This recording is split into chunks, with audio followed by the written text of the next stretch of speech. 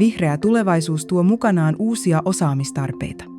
Se voi tehdä oman tulevaisuuden suunnittelusta lukiolaisille entistä haastavampaa. Siksi kestävyyskasvatus on tärkeämpää kuin koskaan. Se ei ole vain tiedon jakamista, vaan tekoja, ajattelua ja ymmärrystä siitä, miten voimme yhdessä rakentaa kestävää maailmaa. Kestävyyskasvatus koskee jokaista oppiainetta. Silti moni opettaja kokee aiheen haastavaksi. Usein resurssien, ajan tai oman osaamisen puutteen vuoksi. Ratkaisu löytyy yhteistyöstä.